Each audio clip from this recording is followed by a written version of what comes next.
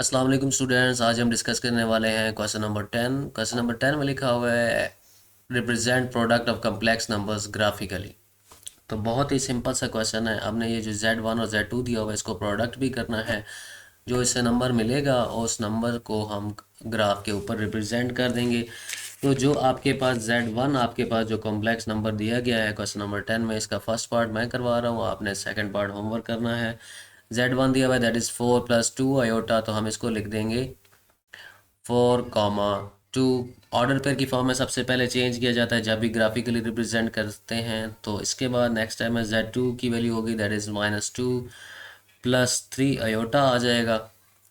ठीक है, आपने ये वैल्यू लिख ली। अब इन दोनों को ऑर्डर पेयर में चेंज कर लेते हैं। इसका जो ऑर्डर पेयर बनेगा that is -2 plus sorry plus की फॉर्म में तो नहीं, दैट इज़ -2, 3 आ जाएगा। अब जैसे एडिशन हमने की थी तो हमने ऐसे इसको इसमें से ये माइनस किया दिया था या ऐड कर लिया था और इसको इस तरह से ऐड सब्ट्रैक्ट कर लिया था। तो इसमें मल्टीप्लाई में आपने ये नहीं कर देना कि 4 को -2 से मल्टीप्लाई कर दो, 2 को 3 से मल्टीप्लाई कर दो, तो ये काम गलत हो जाएगा। ठीक है, आपने प्रॉपर ऐसे लिखना है Z1, इसको सही कर लेते हैं, Z1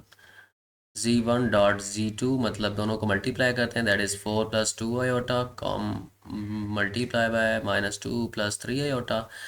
तो 4 के साथ मल्टीप्लाई करेंगे तो 4 2 ऐसे लिख लेंगे, 4 - 2 + 3 iota into 2 iota into -2 + 3 iota. ठीक है, अब क्या होगा, 4 को इससे मल्टीप्लाई कर देते हैं दैट इज़ -8, 4 3 = 12 आयोटा, 2 2 4, ये -4 आ जाएगा।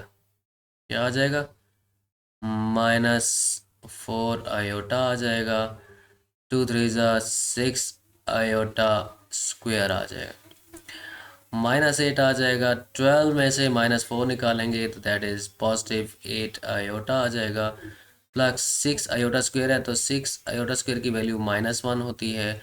तो यहाँ आ जाएगा -8 + 8 आयोटा -6।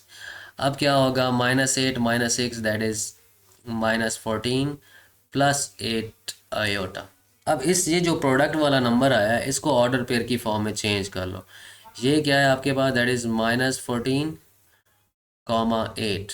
ठीक है, एक्स की वैल्यू -14 है और वाई की वैल्यू 8 है। तो अब ये जो कॉम्प्लेक्स नंबर आपके पास बना है इसको भी आपने ग्राफिकली रिप्रेजेंट करना है।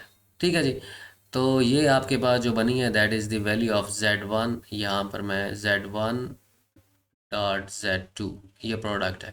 ठीक है, तो यहाँ पर रिप्रेजेंट करें, एक्स की वैल्यू 4, वाई की वैल्यू 2, कहाँ पर बनेगी 4 और 2, दैट इज़ एक्स की वैल्यू 4 है, वाई की वैल्यू 2।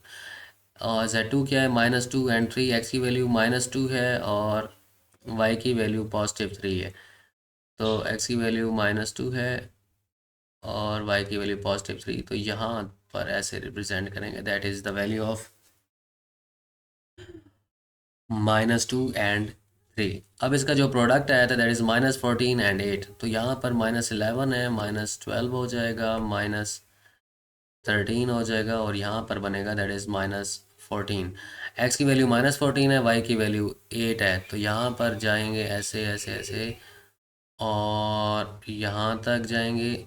ठीक है, तो ये जो पॉइंट बनेगा दैट पॉइंट इज़ -14 और 8।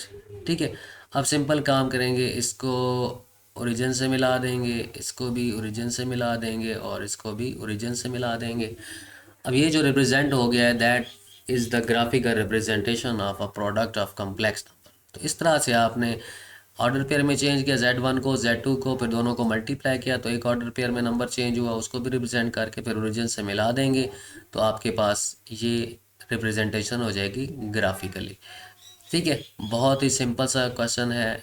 इसी तरह से आपने इसका पार्ट नंबर 2 कर लेना है, वो आपका होमवर्क हो जाएगा। क्लियर, इंशाल्लाह नेक्स्ट क्वेश्चन नंबर 11 में मिलते हैं।